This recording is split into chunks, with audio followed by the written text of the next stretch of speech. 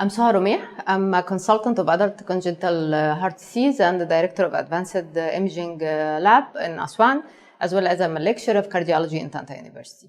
I'm really honored to be here today, and our topic will be specific about the patient with TGA who are repaired. So actually the topic will be care of patient with repaired TGA. Our agenda is concise, so we have an early intervention in infants with TGA. We will go for each operation, follow-up of our patients after arterial switch, atrial switch, and ventricular switch. For the first point, the early intervention. So the common scenario for infant with TGA that in the first couple of hours of life that the baby is plume. So if you have a plume baby, so it's a sound logic to put them on oxygen. But actually this is a fatal mistake because as we have in TGA, it's parallel circulation. So they depend on their ducts to have some blood to the aorta, saturated blood. So if you're giving them an oxygen, you are closing the ducts. It's potent closure for the duct. So the early intervention shouldn't be that we give oxygen for this baby. But the first thing that we do the opposite. We give them prostaglandin infusion to improve the mixing across the duct. So actually we started the infusion with 10 to 20 microgram per kg per minute. And then we decrease it to 5 to 10 microgram per kg per minute. Why we start with this first line? Because this is an easily and applicable way. You give the prostaglandin in any peripheral cannula, so this can be done in any peripheral area until the baby transferred safe to a tertiary center. The side effect of the prostaglandin, as we said, is not stable depending on the stability of the cannula, and it decreases the respiratory rate. So this patient might need a ventilation, which might be not the case in all peripheral area. And this will decrease the blood pressure and make the tissues edematous, which will make the surgery a bit difficult. So to improve the mixing in a more stable way, there is another alternative that do a balloon atrial septectomy or septostomy that's known by Rashkent. So by cath, they entered from the inferior vena cava, they cross the intra-atrial septum from the right atrium to the left atrium and inflate the balloon, and it is a bit tough maneuver, as we will see, to destroy the septum and create a large intra-atrial communication. Look for this. This is the balloon on the side of the left atrium. Is by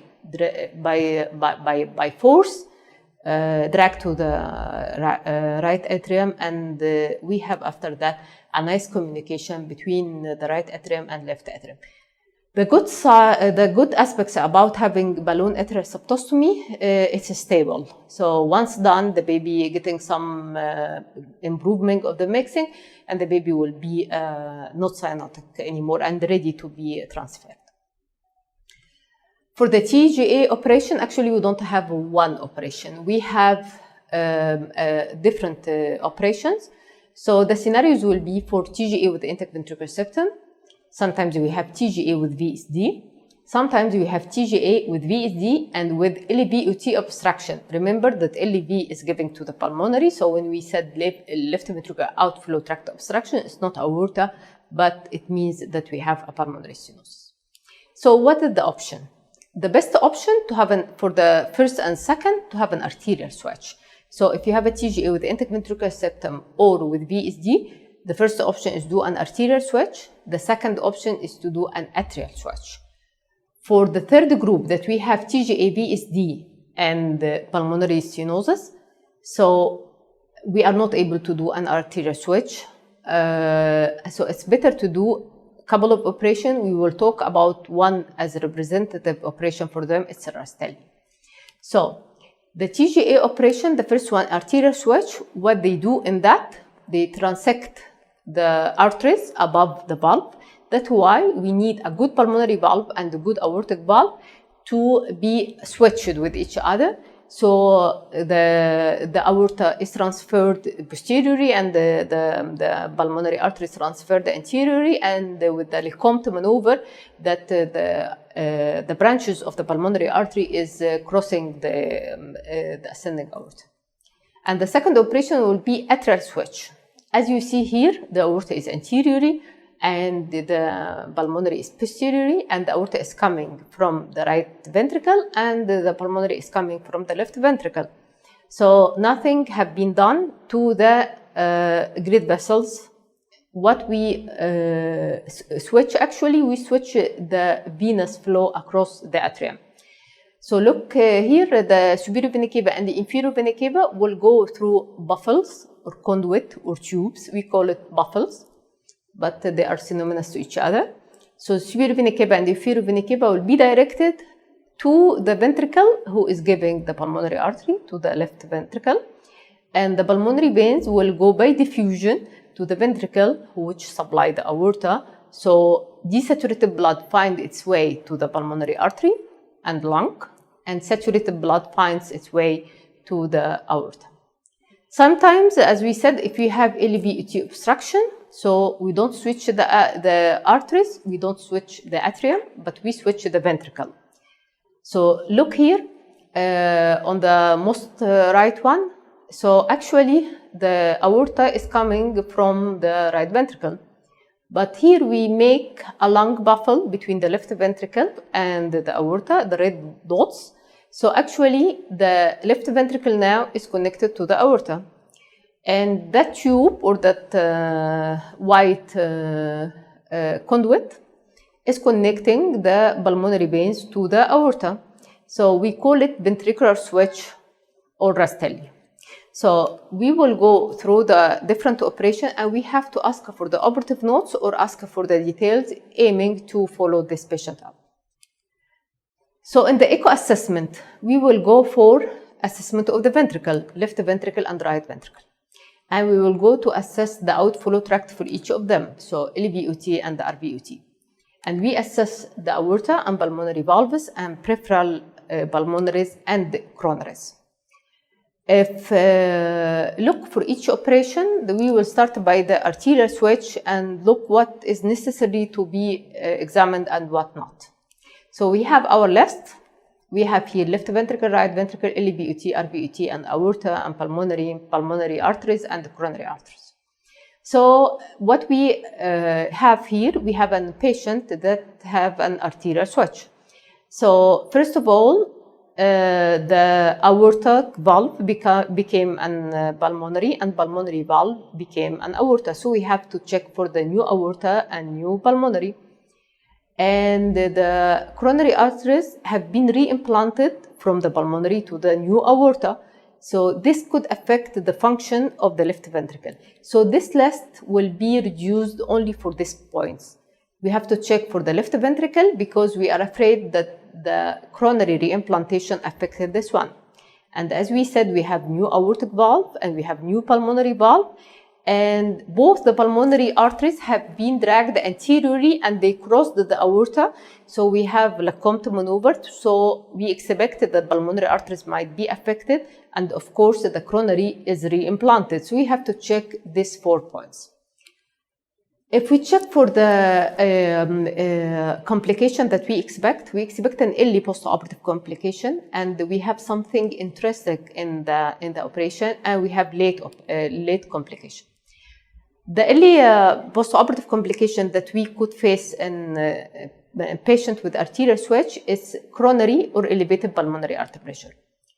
The coronary artery stenosis might occur in 5% of the patient. They are secondary to occlusion, either by kink or torsion of the coronary artery that have been translocated to the new position.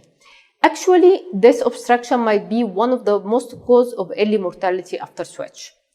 We have to expect that we have coronary artery stenosis or occlusion in infant that have a low cardiac output immediately after the operation in ICU and staying period, especially if there is regional wall motion abnormalities are seen. How can we check for that? It can be done by CT. So actually we have here on the left and the right side a good reconstruction of the coronary arteries. So the arrow on the left side show that the ostium is a bit narrow, and here also in the right side we have a sagittal view. So we have here a kink in the ostium. It might be more severe than that. So here we have an angiogram, selective angiogram on the right coronary artery. So actually we have a dominant right coronary artery and the retrograde filling for the left coronary artery. The LAD is totally filled by collaterals, but not from the aorta. So actually this is a serious complication usually discovered in the early postoperative, but sometimes the kink is less than 50%. So we might have a chronic coronary artery disease in those patients. We might introduce those stress imaging. This is adenosine stress MRI have been done in our center to detect the perfusion defect for one of adult patients who had an coronary stenosis. But any stress imaging will be of use, MPI or dobutamine or whatever. This is really a good imaging modality to discover the ischemia in those challenging group. The second early complication that elevated the pulmonary artery pressure. So actually in all TGA patients, either they have an VSD or not, they are at high risk for developing the pulmonary artery pressure elevation symptoms. Actually, the early arterial switch will decrease, but not to abolish this risk. This risk will be more great if the patient have a significant VSDs, but also do not forget to look for the collateral circulation. TGA as well as the fellow, both of them have a collateral circulation. Actually, the reason is not known, but whenever you have an elevation in the pulmonary artery pressure, check for collaterals and try to close them. It will help the recovery of those patients.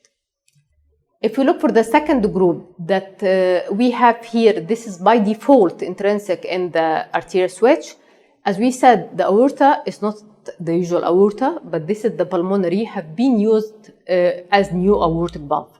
So progressive dilatation in new aortic root and severe new aortic regurgitation is really an avoidable problem for the arterial switch. It occurs in 3% of our patients, and it's actually progressive with time. So we expect that by teenager, more patients will have a new aortic dilatation. As we saw here, this is the parasternal long axis view, and we have here mild new aortic incompetence, and moderate root aortic dilatation is common. And until now, fortunately, dissection has not been reported in the patient with arterial switch. If you look for the guidelines, this actually the guidelines from 2010. We didn't have look yet for the recent guidelines that have been published a couple of days ago. So indication of intervention in TGA with arterial switch, it is class 2A, evidence level is C. If you have an aortic root surgery, is considered a new aortic root is larger than 55 millimeter, providing that average adult state and aortic valve replacement like the severe aortic incompetence. So this recommendation have, as we said, have class 2A indication, level C evidence. One of also common scenarios that late postoperative complication, peripheral pulmonary artery stenosis. Lecomte maneuver. This is the Lecomte. This is the famous Lecomte pattern that we have here. The aorta and is overriding by the right pulmonary artery and left pulmonary artery. Nowadays, the techniques have been improved. So generous patch of the pericardium have been usually provided to the left pulmonary artery. So no stenosis, but we can suspect the stenosis in the peripheral pulmonary arteries in 10% of the patients. As we see here,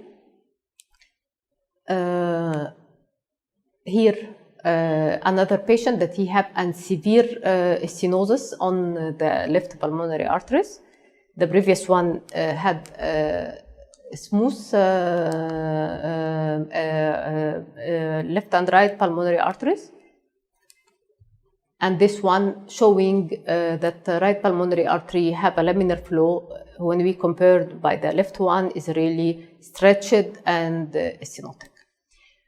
MRI and CT could provide unlimited window for those patients. Those patients, when they are children, it's easy to image the peripheral pulmonary arteries, but when they grow up, actually the acoustic window by the sternum is closed. So we have here an left and right pulmonary artery, and the groove in between is the aortic valve. And this is the image on the top. We have here the left and right pulmonary arteries showing in a nice way. The guidelines about the management of peripheral pulmonary artery stenosis, we have here class 1 indication that surgical repair of RVOT obstruction should be performed in all symptomatic patients if the RV systolic pressure is more than 60. And surgery in RVOT obstruction should be performed in any patient regardless the symptoms if the RV dysfunction developed and we have pulmonary vascular resistance may be lower. And both of them, they are class 1 indication. Class 2A indication, surgical repair should be considered in asymptomatic patient if the systolic RV pressure is more than 80. If we move to class 2A indication, they will give stenting equally to the surgery in the peripheral pulmonary artery stenosis if the patient, regardless of the symptoms, if the diameter is narrowed by more than 50%. All of them, they have level of evidence C. So actually now we have the arterial switch, and we went through the early postoperative complication and the intrinsic postoperative complication, the new aorta and the new aortic regurgitation, and the peripheral pulmonary stenosis. We'll move now to the atrial switch. As we explained in the introductory, we have nothing had been done to the aorta or to the pulmonary, but all the work had been done at the atrial level. So actually, one of the risk factors for atrial switch is the age. The older the child go for atrial switch, which well known as mastered repair or thinning, have higher chance for developing of heart failure. This emphasizes the importance of early surgery, even if the patient will go for atrial switch, not an arterial switch. In patients who are operated in older age, they have a negative effect on the ventricular myocardium. As we could expect, because all the work had been done at the atrial level, so the postoperative arrhythmia is really common in the atrial switch more than the ventricular switch or arterial switch. We have sinus node dysfunction. This occurs in 50% of the patient in the long-term follow-up. This could be either due to damage of sinus nodal branch during surgery, sinus nodal branch artery, or progressive fibrosis of SA node due to the scar have been done in this region. Most of the patients by 20 years after surgery will have an atrial flutter. They experience that one or more atrial flutter also due to the scars in the atrium. If we look for our list, we have to choose what we think about the atrial switch. We will start from the bottom. The coronary have not been reimplanted, so we don't have to check for the coronary, and the left ventricle will not be affected. But in this patient, we have two major issues. We have right ventricle as a systemic ventricle because it's still having the aorta as his outlet, and we have a new thing that we have a lot of baffles have been tailored inside the atria, so it could be stenotic or leaking. We will go through that. For the systemic right ventricle, actually the systemic right ventricle have not been developed to have the aortic pressure. So one of the complications that it is shown in the atrial switch, that failing of this systemic ventricle over the time. So accurate evaluation of this systemic ventricle is really mandatory. Sometimes the echo is not enough because the right ventricle will go out of this view. So MRI could help in that. We will go in details in that. What can MRI offer? That actually we have slices. It could be axial or short axial, doesn't matter, all over the ventricle from the base to the apex. We cover it completely. Then After that, we draw contours around the left and right ventricle, and from these contours, it's area under the curve. So we will have it during systole and during diastole. So we will have end systolic volume, end diastolic volume, and we can calculate the stroke volume from this one, and we can compare the patient by itself over the time. So in the systemic ventricle, actually the MRI play a gold standard role in evaluation of the right ventricle globally and in systemic ventricle in a specific way. For the baffles, we have baffle problems. We will start either by stenosis or leaking. We will start by stenosis. Systemic venous baffle is really common in those patients. So more than 15 patients will have baffle stenosis. Both superior and inferior vena cava baffle limbs can lead to stenosis, but the most common one is superior vena cava limb. We will start here. This is an echo view. This is 4-chamber view. And we look here, we will find between the mitral and tricuspid, you will find a baffle. And this baffle is coded in red color because it's towards the probe. If you look carefully here, this is zoom up for the baffle. So we have here an Elias flow across it. So this is a stenosis, and actually we don't depend on the pressure on that one, but we depend on the morphology, because usually this obstruction will be asymptomatic because the esophagus vein will open, and this patient is really to have a superior vena cava obstructive syndrome. This is completely the opposite than inferior vena cava stenosis. So if you have an inferior vena cava baffle limb stenosis, it's less well tolerated. Actually, this patient will be affected and will be presented by ascites, lower limb edema, and we have to have a prompt action against this problem. Again, how to discover it might be the MRI offer a solution for that. This is a coronal view on the left side for the inferior vena cava baffle, and on the right side we found an Elias flow on that one. So we have now the superior vena cava baffle obstruction and inferior vena cava baffle obstruction. The third baffle, the pulmonary venous stenosis, actually is not in the new modification, but it is an old descending operation because they use a pericardium that can get calcific, as we saw here on the image on the left side, and the flow is going in higher way by echo, like what we see here. So baffle could be stenotic over the time, as we mentioned, but can also leaking. So sometimes we have a hole, which is typically it's left to right shunt like in any ASD. So you will find here a volume overload from the baffle leak is according to the size. But keep in mind that if you have a baffle leak proximal to stenosis, so actually will not be left to right, it will be right to left, and this patient will be presented desaturated. So if you find an atrial switch that it's coming with desaturation, think about baffle leak proximal to stenosis. How to image that? TE is still the imaging modality for that, and it might help in diagnosis as well as enclosure by CAS, as we demonstrated in that case.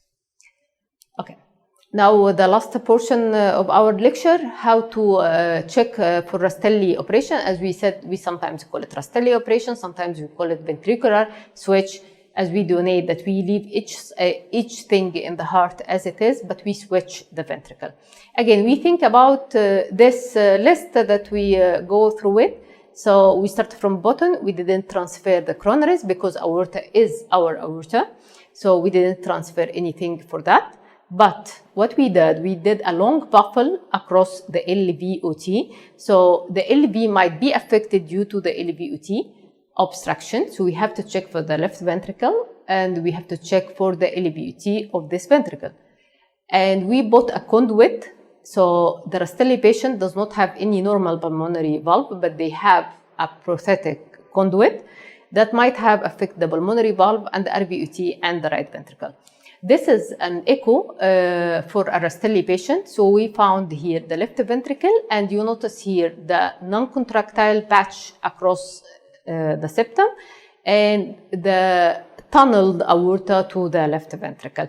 So if there is any stenosis, it will affect negatively the left ventricular function, and we have to assess that. So after evaluating the LVOT and the left ventricle in a Rastelli patient, we have to do the same for the RV. So which might be difficult by echo. In the LV, we could see the tunneling of the aorta in a nice way.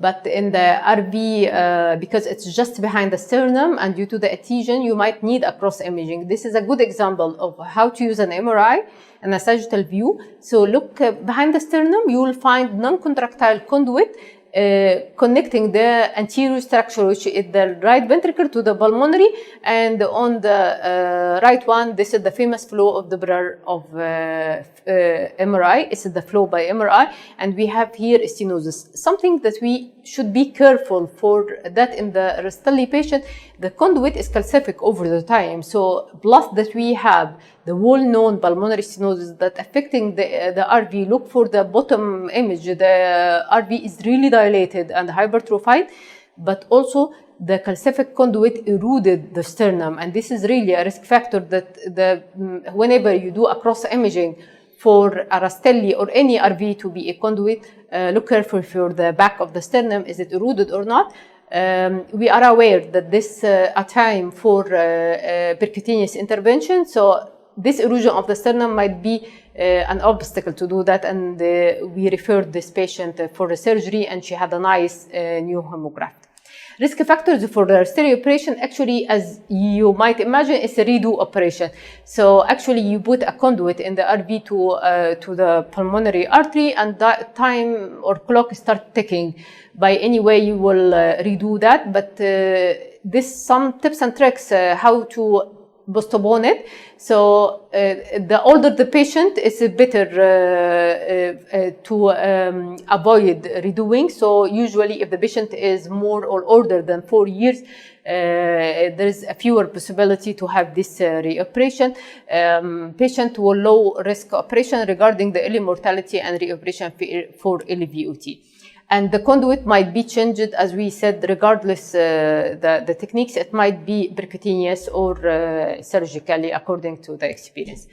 The last thing that I would like to say that 3D imaging, either by CT or MRI, make our life easier. This is a movie demonstrating how we could imagine how to tunnel the aorta to the LV in a nice way, and actually the surgeon can use it either cutting across the rubbery material or making some beautiful color like this. So actually instead of just exploring what to do during the operation, but in advance we have these beautiful techniques. And this is also another printed out material of a heart that we can imagine how to do the tunnel and baffling. By this lecture, we are covering the post-operative follow-up in all the three operations, the famous operation for the switch, arterial switch or atrial switch or ventricular switch. And thank you.